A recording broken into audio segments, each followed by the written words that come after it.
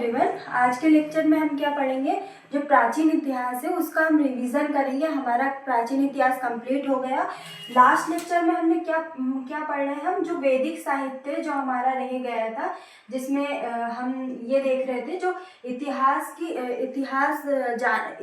की जो जानकारी के स्रोत है वो क्या क्या है ना। तो हम पैरेलल में एक रिवीजन क्लास भी लेकर चलेंगे और जो हमारा जो इतिहास जानने के स्रोत है, जिसमें हम वेद पढ़ रहे हैं ना। वेद में हमने 4 वेद के बारे में देख लिया था, ऋग्वेद, सामवेद, यजुर्वेद और अथर्ववेद, है ना। तो हम ऋग्वेद के बारे में हमने थोड़ी इन्फॉर्मेशन देख ली थी और आगे भी हम इसका ऋग्वेद के बारे में पढ़ेंगे, है ना। और उसके बाद उपनिषद है हमारे, है ना, अरण्यक है, ब्राह्मण ग्रंथ है, ये सारी चीज़ें हम ये एक तो रिवीजन क्लास हमारी चलेगी जो प्राचीन इतिहास की रहेगी, जो हमने अभी तक पढ़ा है कि प्राचीन इतिहास में हमने अभी तक क्या क्या पढ़ लिया है ना। प्राचीन इतिहास में प्राग ऐतिहासिक काल से लेके दक्षिण भारत के राजवंश तक हमने क्या क्या पढ़ा है, तो एक बार रिवीजन कर लेते हैं जिससे क्या आपको याद आ जाएगा, है ना। तो ये हमारे यूपीएससी, एमपीपीएससी, एमपीएसआई, पटवारी और अदर एग्जाम के लिए बहुत इंपॉर्टेंट टॉपिक है, जो कि हमारे जो स्टेट पीएससी का प्री और मेंस के लिए भी बहुत ज़्यादा इंपॉर्टेंट है।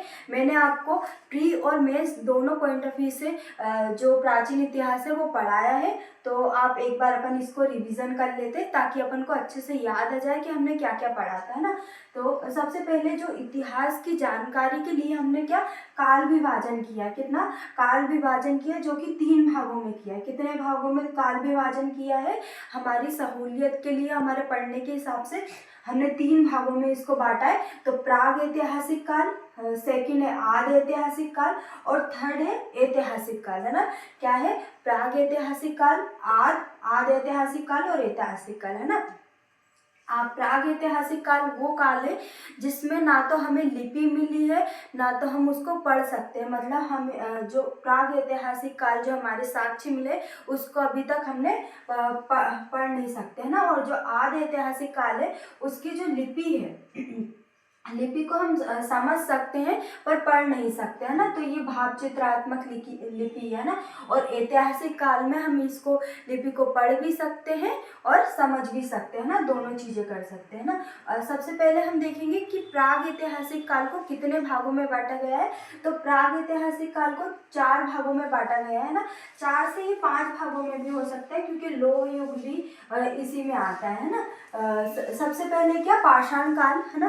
पाषाण काल जो कि 5 लाख से 10,000 बीसी तक था। क्या है, 5 लाख से 10,000 बीसी तक का काल क्या माना जाता है, पाषाण काल माना जाता है ना। इसके बाद मध्य पाषाण काल, 9,000 बीसी से 4,000 बीसी तक कौन सा काल माना जाता है, नव पाषाण काल है वो, मध्य पाषाण काल। और नव पाषाण काल कब से कब तक, 7,000 बीसी से 2500 बीसी तक नवपाषाण काल माना जाता है ना। और नवपाषाण काल को क्या हिमयुग भी बोलते हैं, क्या बोलते हैं, हिमयुग भी बोलते हैं, क्योंकि इस समय क्या हुआ था, इस समय क्या जलवायु परिवर्तन की स्थिति हमको बहुत ज़्यादा देखने को मिली थी। क्या, जलवायु परिवर्तन बहुत ज़्यादा हमको देखने को मिला था। मतलब जलवायु में क्या गिरावट, जैसे तापमान क्या बढ़ने लगा था, है ना। कि क्या तापमान क्या हुआ था, बढ़ने लगा था, है ना।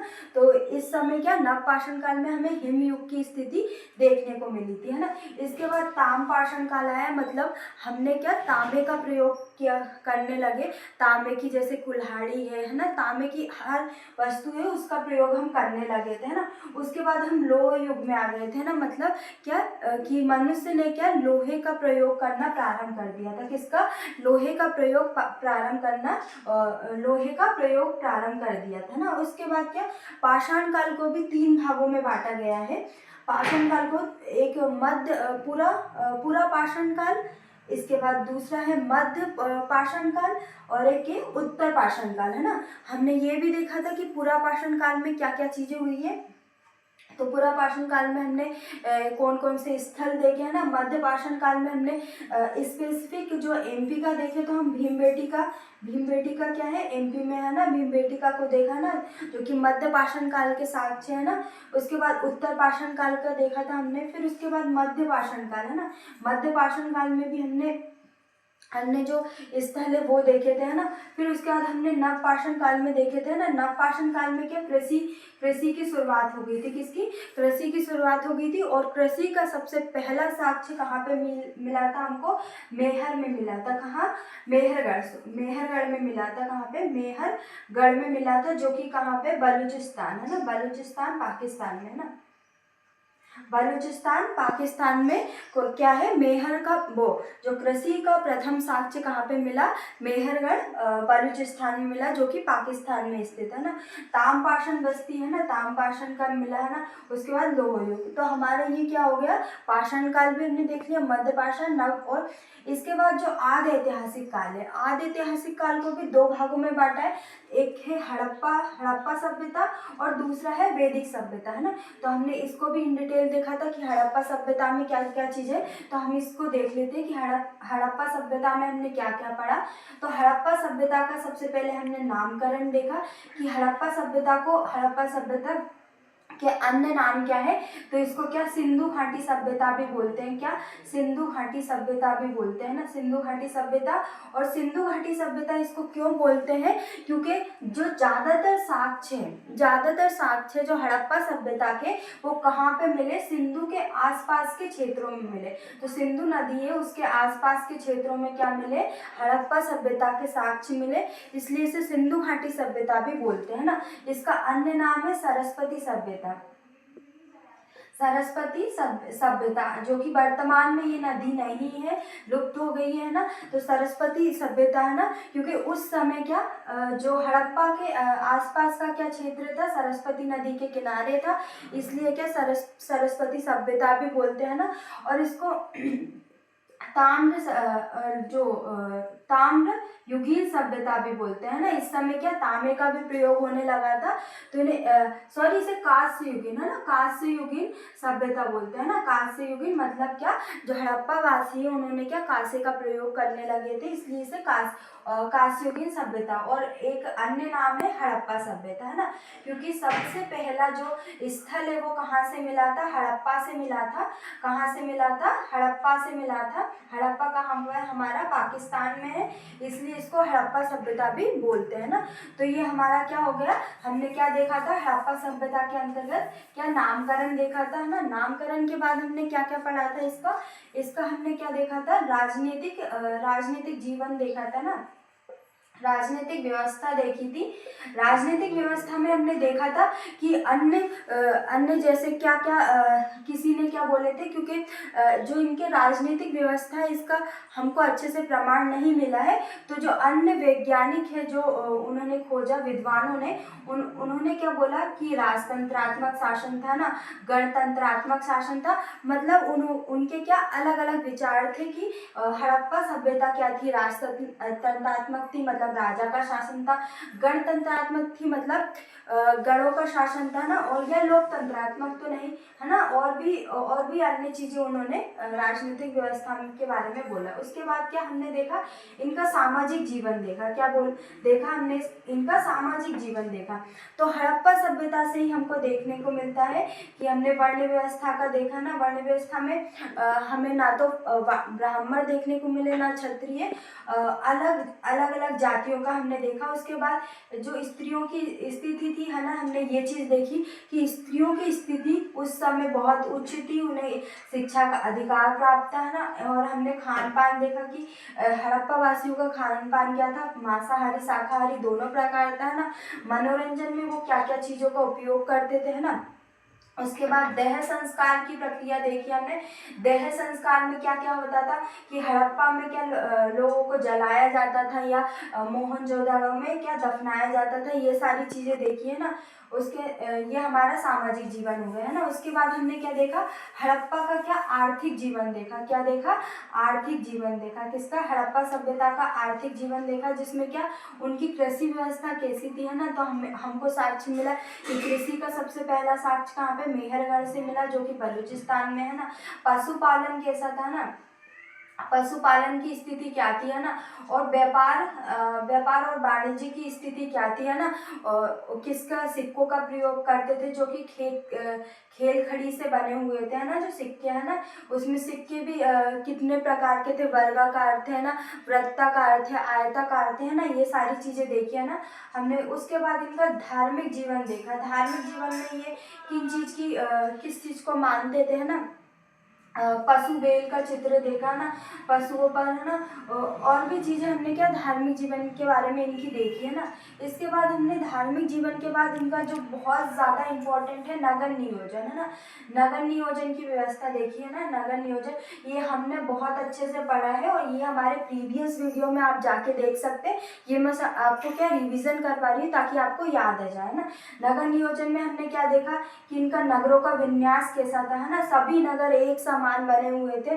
जैसे हम देखते हैं कि जो लोथल है, मतलब दो तरह के घर थे, है ना, और धोलावीरा, है ना, ये 3 तरह के घर। ऐसे हमने ये सब चीज़ें देखी, है ना। उसके बाद सड़कें कैसी थी, है ना, सड़कें क्या समकोण पर एक दूसरे को काटती थी, है ना, और जो सड़कों की व्यवस्था ऐसी बनाई गई थी कि हवा स्वयं क्या करती थी, सड़कों को साफ करती थी। मतलब वहाँ पर वर्कर की कोई ज़रूरत नहीं थी या किसी को भी अगर हम देखें तो ये सफाई के लिए कुछ भी व्यवस्था ऐसी ही की थी कि वो अपने आप ही हो जाता, है ना। तो उन्होंने ऐसी मतलब हवा द्वारा सड़कें अपने आप साफ हो जाती थी, है। उसके बाद अन्नागार, है ना, अन्नागार, स्नानागार, प्रत्येक सभी के घर में क्या अन्नागार स्नानागार होते थे, है ना। तो ये देखा ना। और भवन शैली देखी, है ना, तो भवन शैली में भी निपुण थे। तो नगर नियोजन में हमने ये देखा था हड़प्पा सभ्यता। तो हमने क्या देख लिया, इसका राजनीतिक जीवन देख लिया, सामाजिक जीवन देख लिया, धार्मिक जीवन देख लिया, आर्थिक जीवन देख लिया, और नगर नियोजन जो कि बहुत ज़्यादा इम्पोर्टेंट है ना। और इनकी कला में भी हमने देखा कि कला में क्या है, कला में क्या जो सिक्कों का निर्माण है ना, और जो पशुओं की मूर्ति है ना, तो हम कला में ये सारी चीज़ें हमने देखी थी। इसके बाद हम क्या देखेंगे, वैदिक सभ्यता के बारे में देखेंगे। वैदिक सभ्यता को क्या हम 2 भागों में पढ़ते हैं ना। एक क्या ऋग्वैदिक सभ्यता है ना, जो कि 1500 BC से हमारी 1000 BC तक जो ऋग्वैदिक सभ्यता थी वो थी, है ना। और उसके बाद उत्तर वैदिक सभ्यता, है ना, उत्तर वैदिक जो कि हमारी 1000 BC से 600 BC तक क्या थी, उत्तर वैदिक सभ्यता थी, है ना। तो इसमें भी हमने क्या देखा था, ऋग्वैदिक सभ्यता में क्या देखा था, तो ऋग्वैदिक सभ्यता में हमारा क्या ऋग्वेद का उद्भव हुआ था। और उत्तर वैदिक काल में जो हमारे 3 वेद है, सामवेद है, यजुर्वेद है ना, यजुर्वेद है, उसके बाद है अथर्ववेद, है ना। ये तो तीनों वेदों की रचना हुई थी। ऋग्वेद में केवल किसकी हुई थी, ऋग्वैदिक काल में किसकी हुई थी, ऋग्वेद की हुई थी, है ना। इसमें भी हमने ऋग्वैदिक काल का क्या देखा था, सामाजिक जीवन देखा था ना, कि सामाजिक जीवन कैसा था, है ना। उसके बाद हमने इसका आर्थिक जीवन देखा था ना, आर्थिक जीवन देखा। इसके बाद इनका क्या देखा, राजनीतिक जीवन। इसमें क्या राजा का महत्व, मतलब यहाँ पे क्या आर्यों ने शासन किया था ना, आर्यों ने।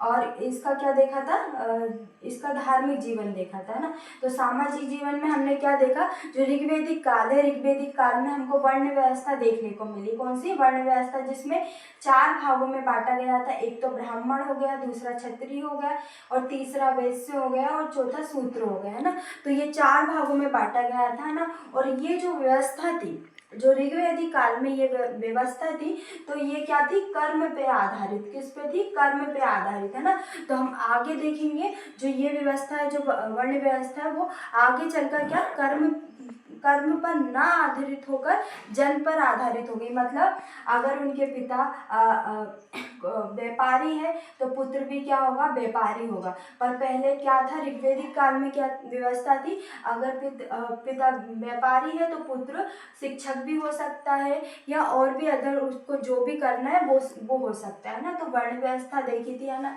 हमने स्त्रियों की स्थिति देखी थी कि स्त्रियों की स्थिति अच्छी थी, है ना। खान पान देखा था, मनोरंजन के साधन देखे थे कि क्या थे, है ना। और आर्थिक व्यवस्था में हमने देखा था कृषि की क्या स्थिति थी, है ना। उसके बाद पशुपालन देखा था, है ना। फिर व्यापार वाणिज्य के बारे में देखा था है ना। और जो अंतर्राष्ट्रीय व्यापार कैसे होते थे, ये सब चीज़ें देखी थी, है ना।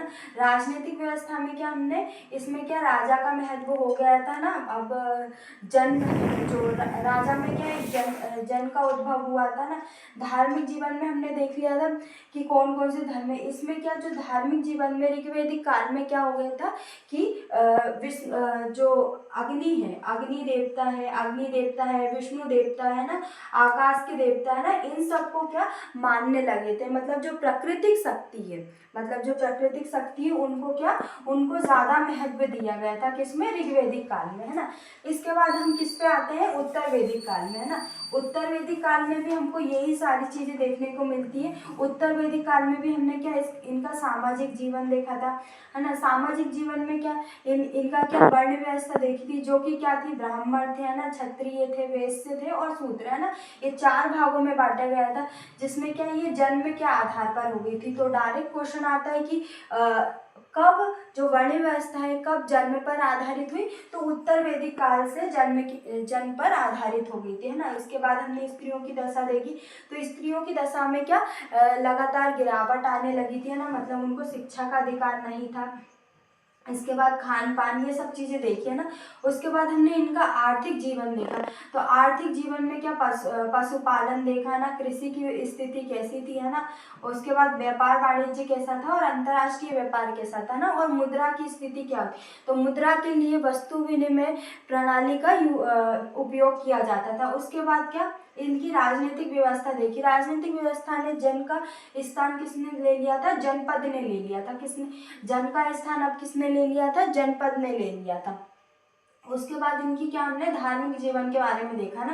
धार्मिक जीवन में अब क्या हुआ था, जैसे क्या ऋग्वैदिक काल में प्राकृतिक शक्तियों की उपासना की जाती थी, उसी प्रकार जो उत्तर वैदिक काल है, उत्तर वैदिक काल में प्रजापति है वो उच्च देवता हो गए थे। कि कौन से क्या हो गए थे, उच्च देवता हो गए थे। तो हमने क्या उत्तर वैदिक काल की सामाजिक, आर्थिक, राजनीतिक और धार्मिक जीवन के बारे में देखा।